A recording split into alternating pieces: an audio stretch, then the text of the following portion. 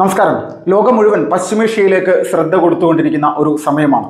ഇറാനും ഇസ്രായേലും വലിയ സംഘർഷത്തിന്റെ വക്കിൽ നിൽക്കുന്നു. അതൊരു യുദ്ധത്തിലേക്ക് മാറുമോ എന്നുള്ള ആശങ്കയും ലോകത്തിന് മുഴുവനുമുണ്ട്. ഈ സമയത്ത് പ്രധാനമായിട്ട് നമ്മൾ എല്ലാവരും മനസ്സിലാക്കേണ്ടത്, കഴിഞ്ഞ വർഷം ഒക്ടോബർ മാസം 7-ാം തീയതി ഇസ്രായേലിലേക്ക് ഹമാസ് ഭീകരവാദികൾ നടത്തിയ വലിയ ഒരു ആക്രമണത്തിന്റെ അടുത്ത ഒരു ദിനം ഇപ്പോൾ വരികയാണ്. ഒരു വർഷം തികയാണ് നാളേക്ക്. പക്ഷെ ഈ സമയത്ത് എന്തുകൊണ്ടാണ് ഹമാസ് എന്ന് പറയുന്ന ഒരു സംഘടന, ഈ സംഘടനക്ക് ഇസ്രായേലിനെ അന്ന് ആക്രമിച്ചെങ്കിൽ പോലും പിന്നീട് അവർക്ക് എന്താണ് സംഭവിച്ചത്, അവരുടെ ശക്തി എവിടെയാണ്, ഇസ്രായേലിനെ നശിപ്പിക്കുമെന്നെല്ലാം പറഞ്ഞുകൊണ്ട് നിരന്തരമായിട്ടുള്ള പ്രഖ്യാപനങ്ങൾ നടത്തിയ അവരുടെ പ്രധാനപ്പെട്ട നേതാവായിട്ടുള്ള യഹിയ സിൻവർ, അദ്ദേഹത്തിന്റെ എനക്കം പോലും ഇപ്പോൾ കേൾക്കാനേ ഇല്ല. ഇദ്ദേഹത്തെ കൊലപ്പെടുത്തി എന്നുള്ള രീതിയിലുള്ള കുറെ പ്രചരണങ്ങളൊക്കെ വരുന്നുണ്ടെങ്കിൽ പോലും ഇത് യാഥാർത്ഥ്യമാണോ എന്നുള്ളത് ഇപ്പോഴും അനിശ്ചിതത്വം നിറഞ്ഞു നിൽക്കുന്ന ഒരു കാര്യമാണ്. എങ്ങനെയാണെങ്കിലും ഒരു കാര്യം ബോധ്യപ്പെടുന്നു, ഇസ്രായേൽ എന്ന് പറയുന്ന രാജ്യത്തിന്റെ ലക്ഷ്യം അവർ വലിയ തരത്തിൽ അത് താണ്ടിയിരിക്കുന്നു എന്ന് തന്നെ വേണം. പാലസ്തീനെ സംബന്ധിച്ച്, അല്ലെങ്കിൽ പാലസ്തീനിലെ ഭീകരവാദ പ്രസ്ഥാനമായിട്ടുള്ള ഹമാസിനെ തകർത്തെറിഞ്ഞുകൊണ്ട് അവർ മുന്നേറിയോ ഇല്ലയോ എന്ന് നോക്കിക്കഴിഞ്ഞാൽ വലിയ തരത്തിൽ അവർ മുന്നേറിയിരിക്കുകയാണ്. അതിന്റെ പ്രധാനപ്പെട്ട കാരണം കൂടി മറ്റൊരു ഹമാസ് തലവനെ കൂടി കൊലപ്പെടുത്തിക്കൊണ്ട് ഇതിന്റെ യാഥാർത്ഥ്യം ഇസ്രായേൽ ലോകത്തിന് മുന്നിൽ ഇപ്പോൾ മുന്നോട്ട് വെച്ചിരിക്കുകയാണ്. ഇസ്രായേലിന്റെ ഏറ്റവും വലിയ ശത്രുക്കളിൽ ഒരാളായിട്ടുള്ള, അല്ലെങ്കിൽ വർഷങ്ങളായിട്ട് ഇസ്രായേൽ തേടി നടക്കുന്ന സെയ്ദ് അട്ടള എന്ന് പറയുന്ന ഈ ഹമാസിന്റെ പ്രധാനപ്പെട്ട ഒരു നേതാവിനെ കഴിഞ്ഞ ദിവസം ഇസ്രായേൽ കൊലപ്പെടുത്തിയിരിക്കുകയാണ്. ഇതിന്റെ വാർത്തകൾ ഇസ്രായേൽ സൈന്യം തന്നെ ഇപ്പോൾ പുറത്തുവിട്ടിരിക്കുകയാണ്. ഇദ്ദേഹം ആരാണെന്ന് നോക്കിക്കഴിഞ്ഞാൽ, നിരവധി വട്ടം ഹമാസിന്റെ പ്രവർത്തകർക്ക്, അല്ലെങ്കിൽ ഹമാസിലേക്ക് ആളുകളെ റിക്രൂട്ട്മെന്റ് ചെയ്യുന്നതിനും അതിനോടൊപ്പം തന്നെ നിരവധി ആളുകൾക്ക് ഭീകരവാദ പരിശീലനം നൽകുന്നതിൽ പ്രധാനിയായിരുന്ന വ്യക്തി കൂടിയാണ്.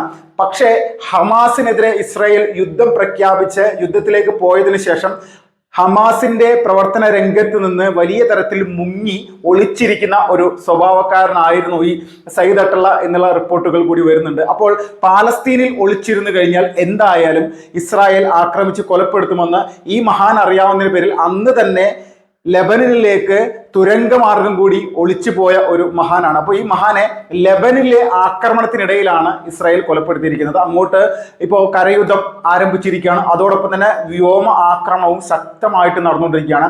ലെബന്റെ തലസ്ഥാനമായിട്ടുള്ള ബെയ്റൂട്ടിൽ നടത്തുന്ന ഇസ്രായേലിന്റെ ആക്രമണത്തിൽ ഇപ്പോൾ തന്നെ ഏകദേശം 2000-ഓളം ആളുകൾ മരിച്ചിരിക്കുന്നു എന്നുള്ളതാണ്. ഈ മരിച്ചിരിക്കുന്നു എന്ന് പറയുന്നത് സാധാരണക്കാരാണെന്നുള്ള പ്രചരണമാണ് എല്ലാവരും കൊടുത്തുകൊണ്ടിരിക്കുന്നത്.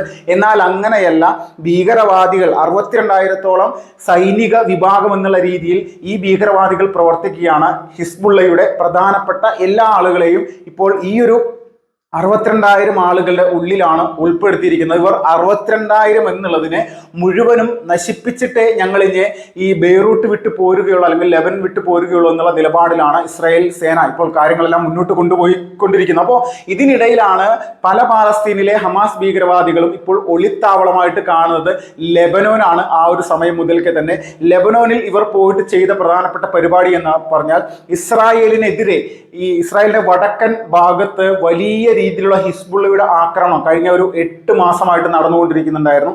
60,000-ഓളം സാധാരണക്കാരായിട്ടുള്ള ആളുകളെ വടക്കൻ ഇസ്രായേലിൽ നിന്ന് മാറ്റിപ്പാർപ്പിക്കേണ്ട ഒരു അവസ്ഥ കൂടി വന്നിരുന്നു. അപ്പോൾ ഇതിനെ പ്രതിരോധിക്കുക, അല്ലെങ്കിൽ ഹമാസിനോടൊപ്പം തന്നെ ഹിസ്ബുള്ളയെ കൂടി പൂർണ്ണമായിട്ടും ഈ ലോകത്ത് നിന്ന് തുടച്ചു നീക്കി കഴിഞ്ഞാൽ മാത്രമേ തങ്ങൾക്ക്, അല്ലെങ്കിൽ തങ്ങളുടെ പൗരന്മാർക്ക് ഇസ്രായേലിൽ സ്വതന്ത്രമായിട്ട് ജീവിക്കാൻ സാധിക്കുകയുള്ളൂ എന്നുള്ള ഒരു യാഥാർത്ഥ്യം, അല്ലെങ്കിൽ ഒരു പരമാർത്ഥം കൃത്യമായിട്ട് ഇസ്രായേൽ നടപ്പിലാക്കിയിരിക്കുകയാണ്. അപ്പോൾ ഇതിന്റെ വലിയ ഒരു കാര്യമാണ് ഇപ്പോൾ നടത്തിക്കൊണ്ടിരിക്കുന്നത്. ഏതെല്ലാം രാജ്യങ്ങൾ ഇസ്രായേലിനെതിരെ വന്ന് നിന്നാൽ പോലും ഒരു തരത്തിൽ പോലും അതിൽ നിന്ന് പിന്മാറാൻ അവർ തയ്യാറല്ല. കാരണം ലോകത്ത് പല രാജ്യങ്ങളും ഭീകരവാദികളുടെ ഈ ആക്രമണത്തിൽ വലിയ രീതിയിൽ തന്നെ കെടുതികൾ അനുഭവിക്കുന്നുണ്ട്. അപ്പൊ ഇന്ത്യ മഹാരാജ്യം അടക്കം ഈ ഒരു കെടുതിയുടെ വലിയ ഉള്ളിൽ നിൽക്കുന്ന ആളുകളാണ്. പക്ഷെ എന്തുകൊണ്ടാണ് ഇന്ത്യ പോലും ഇസ്രായേലിനെ ഈ ഒരു വിഷയത്തിൽ പരസ്യമായിട്ട് എതിർക്കാത്തതെന്ന് നോക്കിക്കഴിഞ്ഞാൽ കൃത്യമാണ്, വ്യക്തമാണ്. 1% പോലും ഇസ്രായേൽ എന്ന് പറയുന്ന രാജ്യം തെറ്റുകാരല്ല. അവരെ ആക്രമിക്കാൻ പോയിട്ടുള്ള ഭീകരവാദ ഗ്രൂപ്പുകളെ മാത്രമേ അവർ ആക്രമിച്ചിട്ടുള്ളൂ. ഇത് ലെബനോനിലാണെങ്കിലും പാലസ്തീനിലാണെങ്കിലും അതോടൊപ്പം തന്നെ വെസ്റ്റ് ബാങ്കിലാണെങ്കിലും എവിടെയാണെങ്കിലും അവർ അത് തന്നെയാണ് ചെയ്യാറ്. അനാവശ്യമായിട്ട് ഒരു രാജ്യങ്ങളെയും ഉപദ്രവിക്കുന്ന സ്വഭാവ രീതികൾ ഒരിക്കലും ഇസ്രായേലിനില്ല. ഇസ്രായേൽ കൃത്യമായിട്ട് അവരുടെ പ്രവർത്തന കാര്യങ്ങളുമായിട്ട് മുന്നോട്ട് പോകുന്ന ഒരു രാജ്യം തന്നെയാണ്. അപ്പോൾ അവരുടെ പ്രവർത്തന കാര്യങ്ങളിൽ വലിയ രീതിയിലുള്ള ഒരു വിജയം അവർക്ക് നേടിയെടുക്കേണ്ടതുണ്ട്. അതാണ് ഇപ്പോൾ സംഭവിച്ചുകൊണ്ടിരിക്കുന്നത്. അതിനായിട്ടുള്ള വലിയ മാർഗങ്ങൾ വീണ്ടും വീണ്ടും തേടുകയാണ്. ഇപ്പോൾ ഇസ്രായേൽ പൂർണ്ണമായിട്ട് ഹമാസിന്റെയും ലെബനിലെ ഭീകരവാദ പ്രസ്ഥാനമായിട്ടുള്ള ഹിസ്ബുള്ളയുടെയും തുരങ്കങ്ങൾ തകർക്കുന്ന വീഡിയോകൾ ഇപ്പോൾ പുറത്തേക്ക് വിട്ടുകൊണ്ടിരിക്കുകയാണ്. കിലോമീറ്ററുകളോളം നീണ്ടു നിൽക്കുന്ന ഈ പറയുന്ന ഭീകരവാദികളുടെ താവളം ശക്തമായിട്ടുള്ള ആക്രമണത്തിൽ അല്ലെങ്കിൽ ഭൂഗർഭ അറകളിൽ ബോംബുകൾ സ്ഥാപിച്ചുകൊണ്ട് വലിയ രീതിയിൽ പൊട്ടിത്തെറിപ്പിച്ചുകൊണ്ട് ഇതിൽ മുഴുവൻ വീഡിയോ എടുത്ത് ലോകത്ത് മുഴുവൻ കാണിക്കുകയാണ്. കൂട്ടത്തിൽ ഈ അറകളുടെ ഉള്ളിൽ ഇവർ ഒളിപ്പിച്ചു വെച്ചിരിക്കുന്ന ആയുധങ്ങളും അല്ലെങ്കിൽ ഇസ്രായേൽ വിരുദ്ധമായിട്ടുള്ള പല കാര്യങ്ങളും ഇവർ കൃത്യമായിട്ട് വീഡിയോ എടുത്തുകൊണ്ടുവന്ന് ലോകത്തിന് മുന്നിലേക്ക് ഇസ്രായേലിന്റെ സേന കാണിച്ചുകൊണ്ടിരിക്കുന്നത്. അപ്പോൾ ഇങ്ങനെയാണ് ഒരു ഭീകരവാദ ഗ്രൂപ്പുകൾ നമ്മുടെ ലോകത്ത് പല മേഖലകളിൽ പ്രവർത്തിച്ചുകൊണ്ടിരിക്കുന്നത്. അപ്പോൾ ഈ രീതിയിലുള്ള പ്രവർത്തനങ്ങളെയാണ് ഇവിടെ പ്രതിരോധമെന്നും അല്ലെങ്കിൽ പോരാട്ടത്തിന്റെ സംഘടനയാണെന്നൊക്കെ പറഞ്ഞുകൊണ്ട് നിരന്തരമായിട്ട് കുറെ കള്ളപ്രചരണങ്ങൾ നടത്തി കുറെ ആളുകൾ ഇസ്രായേലിനെതിരെ സംസാരിച്ചു കൊണ്ടിരിക്കുന്നത്. അപ്പോൾ ഇതെല്ലാം കാണുന്ന സമയത്ത് നമ്മൾ ഒരു കാര്യം മനസ്സിലാക്കുക, എന്തുകൊണ്ടാണ് പാലസ്തീൻ സൈനികർ എന്ന് ഇവിടെ ആരും പറയാതെ? പാലസ്തീന്റെ വിമോചനത്തിനായിട്ട് പ്രവർത്തിക്കുന്നത് പാലസ്തീന്റെ സൈനികരായിരിക്കട്ടെ, അല്ലെങ്കിൽ ലെബനോന്റെ ഒരു വലിയ രീതിയിലുള്ള സംവിധാനത്തിൽ നിന്നുകൊണ്ട് പ്രവർത്തിക്കേണ്ടത് ലെബനിലെ സൈനികരല്ലേ? പിന്നെ എന്താവശ്യത്തിനാണ് ഈ പറയുന്ന രണ്ട് പേരുകളിൽ രണ്ട് പ്രധാനപ്പെട്ട സംഘടനകൾ എന്നുള്ള രീതിയിൽ? ഇത് പൂർണ്ണമായിട്ടും ഭീകരവാദ സംഘടനയാണ് എന്നുള്ളതിൽ തർക്കമില്ല. എന്തുകൊണ്ടാണ് ഇറാൻ സൈനികർ ഹമാസിനെ തകർക്കുന്ന അല്ലെങ്കിൽ ഇസ്രായേൽ പാലസ്തീനിലേക്ക് ആക്രമണം നടത്തുന്ന സമയത്ത് ഇറാന്റെ സൈനികർ എന്തുകൊണ്ട് ഇസ്രായേലിനെതിരെ യുദ്ധത്തിന് വരുന്നില്ല? ഇറാൻ എന്തുകൊണ്ടാണ് ഈ പറയുന്ന ഹിസ്ബുള്ള എന്ന് പറയുന്ന ഭീകരവാദികളെ സപ്പോർട്ട് ചെയ്ത് അവർക്കാണ് ആ പണവും ആയുധവും എല്ലാം കൊടുത്തുകൊണ്ടേയിരിക്കുന്നത്? അപ്പോൾ ഇതിൽ നിന്ന് വ്യക്തമാണ് ഭീകരവാദ സംഘടനകളെ വലിയ രീതിയിൽ ഇസ്രായേലിനെതിരെ നിലനിർത്തി നിരന്തരമായിട്ട് അവരുടെ വളർച്ചയെ തകർക്കുക, അവരെ ഈ ഭൂമുഖത്ത് നിന്ന് ഒരേ ഒരു ദൂതരാഷ്ട്രത്തെ നശിപ്പിക്കുക എന്നുള്ള ഒരു ലക്ഷ്യമാണ്. ഈ പ്രവർത്തനത്തിന്റെ പ്രധാന കണ്ണികളിലുള്ള ഒരാൾ തന്നെയായിരുന്നു ഈ സെയ്ദ് അട്ടള്ള എന്ന് പറയുന്ന പ്രധാനപ്പെട്ട ഹമാസിന്റെ ഭീകര തലവൻ. ഈ ഭീകര തലവനെയാണ് ഇപ്പോൾ ഇസ്രായേൽ സൈന്യം കൃത്യമായിട്ട് അവൻ ഒളിച്ചിരുന്ന പ്രദേശത്ത് പോയി കൊന്നു തള്ളിയിരിക്കും. അപ്പോൾ ഇതുപോലെയുള്ള കലാപരിപാടികളുമായിട്ട് ഇസ്രായേലിനൊപ്പം നിൽക്കാം അല്ലെങ്കിൽ ഇസ്രായേലിനെ തകർക്കാം എന്ന് നിരന്തരമായിട്ട് ആഗ്രഹിച്ച് മുന്നോട്ട് വരുന്നവരുടെ അവസാനം കുറിക്കുക എന്നുള്ള നിലപാടിലേക്ക് ഇസ്രായേൽ മാറിയിരിക്കുകയാണ്.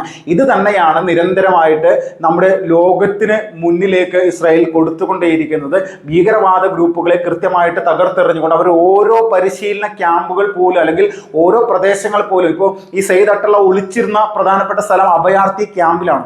അഭയാർത്ഥി ക്യാമ്പിൽ എന്താണ് ഒരു ഭീകരവാദിക്ക് കാര്യമെന്ന് നോക്കിക്കഴിഞ്ഞാൽ അഭയാർത്ഥികളായിരിക്കുന്നത് ആരാണെന്ന് നോക്കിക്കഴിഞ്ഞാൽ ഈ ഹമാസിനെയും ഹിസ്ബുള്ളയെയും പിന്തുണക്കുന്ന ആളുകളാണ് അവിടെ അഭയാർത്ഥികളായിരിക്കുന്നത്, അല്ലാതെ ഒരാളും അവിടെ അഭയാർത്ഥികളല്ല. ഇവരുടെ പ്രധാനപ്പെട്ട പ്രവർത്തനം ഈ ഭീകരവാദ ഗ്രൂപ്പുകളിലേക്ക് തങ്ങളുടെ കുടുംബത്തിൽ നിന്ന് 5-10 ആളുകളെയൊക്കെ കൊടുക്കുക എന്നുള്ളതാണ്. 5-10 ആളുകൾ എന്ന് പറയുമ്പോൾ നമ്മളാരും ഞെട്ടണ്ട, പല കുടുംബങ്ങളിലും ഒന്നിൽ കൂടുതൽ ഭാര്യമാരുള്ള ഭർത്താക്കന്മാരാണ് ഈ പാലസ്തീനിലും അതോടൊപ്പം തന്നെ ലെബനിലും ഒക്കെ ഉള്ളത്. അപ്പോൾ ഇവരെ സംബന്ധിച്ച് 5-10 യുവാക്കളെ ഈ ഭീകരവാദ സംഘടനകൾക്ക് കൊടുക്കുക എന്ന് പറഞ്ഞാൽ വലിയ കാര്യമായിട്ടുള്ള വിഷയമൊന്നുമല്ല. അത്രത്തോളം നെഗറ്റീവായിട്ടുള്ള രീതിയിൽ ലോകത്തിന് തന്നെ ഭീഷണിയാകുന്ന രീതിയിലേക്കാണ് ഈ ഭീകരവാദ പ്രസ്ഥാനങ്ങൾ കൃത്യമായിട്ട് പ്രവർത്തിക്കുന്നത്. പാലസ്തീൻ എന്ന് പറയുന്ന രാജ്യത്തെ സംബന്ധിച്ച് അവിടെയുള്ള സൈനിക വിഭാഗം ഇപ്പോഴും സ്വതന്ത്രമായിട്ട് പ്രവർത്തിച്ചുകൊണ്ടിരിക്കുകയാണ്. അവർ ആരുമായിട്ട് യുദ്ധത്തിന് പോകുന്നില്ല. പാലസ്തീൻ്റെ സൈനിക വിഭാഗത്തിനെ ആക്രമിക്കാൻ ഇസ്രായേൽ പോകുന്നില്ല. ഇസ്രായേൽ ആരെയാണ് ആക്രമിക്കുന്നത്? ഇസ്രായേൽ ആക്രമിക്കുന്നത് അവിടെ പ്രവർത്തിക്കുന്ന ഭീകരവാദ പ്രസ്ഥാനമായിട്ടുള്ള ഹമാസിനെ മാത്രമാണ്. ഹമാസ് എത്രത്തോളം വലിയ രീതിയിൽ ഇനി ഇവിടെ കിടന്ന് കരഞ്ഞിട്ടും കാര്യമില്ല. അവരുടെ ഓരോ നേതാക്കന്മാരെയും ഓരോ ദിവസങ്ങൾ കൊണ്ട് കൃത്യമായിട്ട് നശിപ്പിക്കുന്ന രീതിയിലേക്കുള്ള പരിപാടികളാണ് നടത്തിക്കൊണ്ടിരിക്കുന്നത് ഇസ്രായേൽ. അപ്പോൾ എത്രത്തോളം വലിയ രീതിയിലുള്ള ഒരു പ്ലാനിങ്ങോട് കൂടിയിട്ട് കഴിഞ്ഞ ഒരു വർഷമായിട്ട് വർക്ക് ചെയ്യുകയാണ്, ഒരു റെസ്റ്റും ഇല്ലാതെ.